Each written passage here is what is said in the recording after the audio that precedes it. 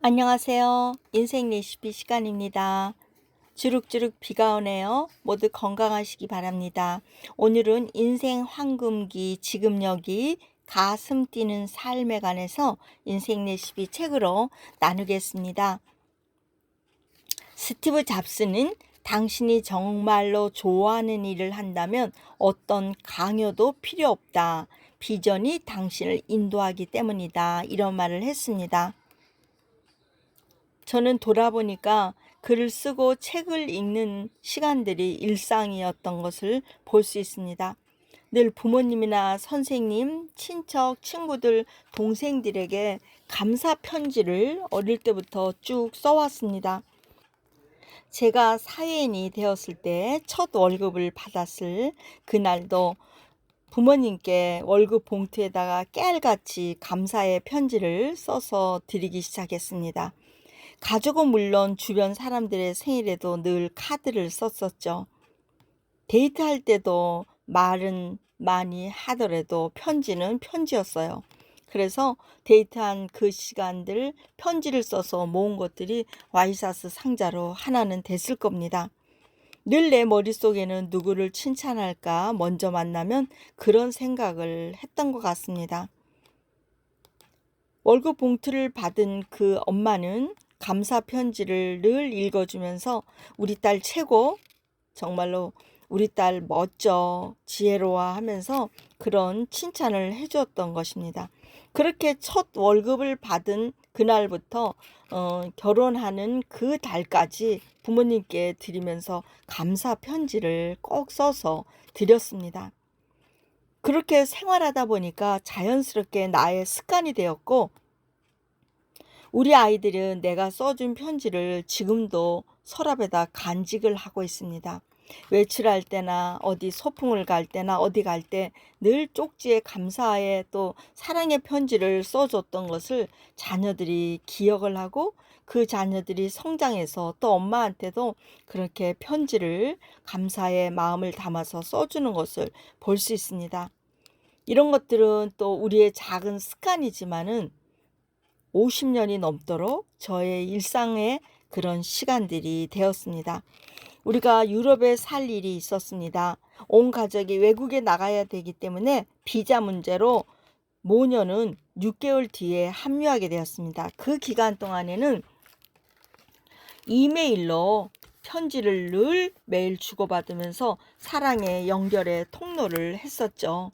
그런 것들이 모아서 책이 되고 인생 레시피의 책이 되고 계속 이어지는 그런 시간들이 되었습니다. 영국 격언에 희망이 있는 사람은 음악이 없어도 춤을 춘다. 불평하고 남의 험담하는 사람에겐 복된 새날이 밝아오지 않는다. 이렇게 말했습니다. 그래서 우리가 희망이 있는 사람은 음악이 없어도 춤을 추고 사람에게 칭찬을 하면 복된 새날이 온다고 할 수 있겠어요. 애플 창업자 스티브 잡스가 2005년 스탠퍼드 대학생들에게 향한 졸업식 연설에서 시간의 압축과 팽창에 대해서 자신의 생각이 잘 표현되어 있습니다. 오늘은 인생의 황금기 지금 여기 가슴 뛰는 그런 삶에 관해서 나눈데요. 이분은 어떻게 나누었을까요? 당시 50세를 막 넘긴 스티브 잡스는 자신의 일생을 바꾸었던 문구를 소개했습니다.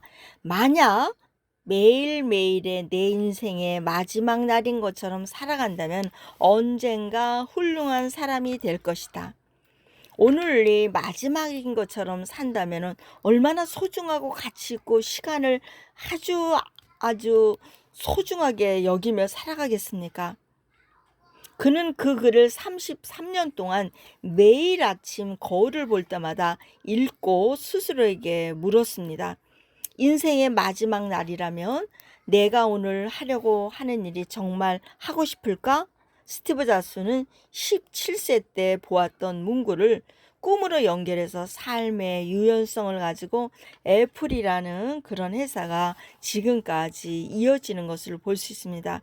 그는 사람들에게 반드시 시작과 끝이 있다는 것을 일찌감치 깨달은 것이죠. 우리가 흙으로 정말로 빚어져서 생기를 불어넣어서 이 땅에 보내주고 또 마지막으로는 흙으로 간다고 성경에는 나와 있잖아요.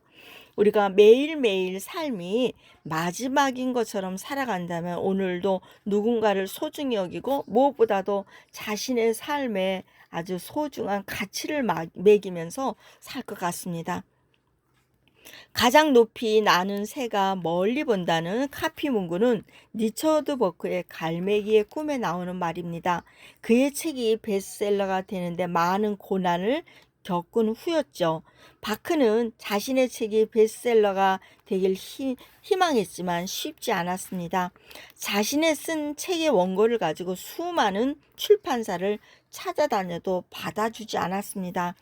그래도 목표가 이루어질 것을 믿으며 포기하지 않았습니다. 좌절할 때마다 내 책 갈매기의 꿈은 반드시 세상 사람들부터 인정받는 날이 온다라는 문장을 써서 벽에 붙이고 아침에 눈을 뜨면 소리내어 읽고 상상하며 꿈을 꾸었습니다. 얼마 후 그의 바람대로 어느 출판사 편집자의 눈에 띄어서 전 세계 20여 개국에 번역이 되어서 1천만 부 이상 책이 팔린 갈매기의 꿈입니다. 스티브 잡스가 17세 때에 그런 인생의 마지막 날이라면 내가 무엇을 하려까?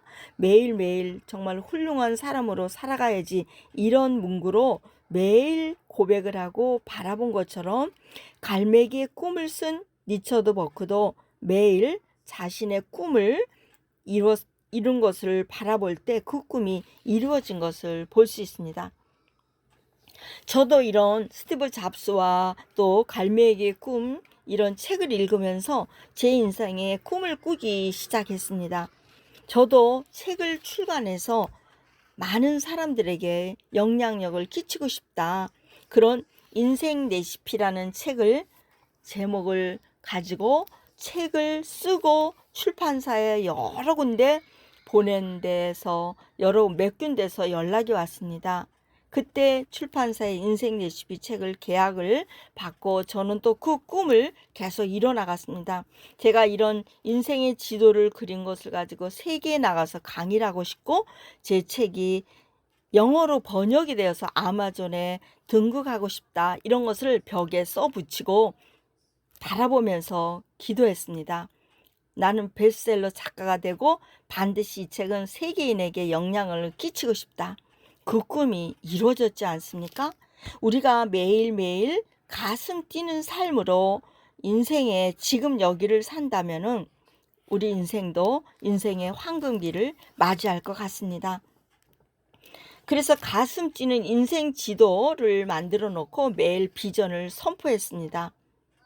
블로그와 꿈모닝을 통해서 연재하면서 상상하고 매일 꿈 목록을 생각하면서 심장이 뛰는 것처럼 바라보았죠. 그런 것들이 해외에 나가서 선교하고 강의하는 꿈의 첫 번째 제목이었는데 그 꿈이 이루어졌습니다.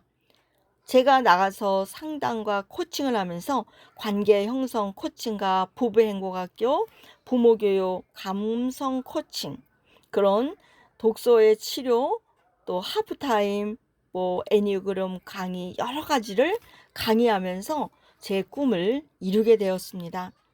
어린 시절 문학인이 되겠다고 불꽃 튀는 인생 지도를 그린 것들이 중년이 훌쩍 넘은 나이에 이루어졌습니다. 그런 것들을 하게 된 데는 가족의 지지와 남편의 격려와 지지가 있었죠.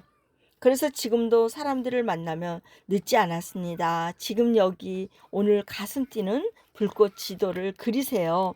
그러면 인생의 황금기가 찾아옵니다.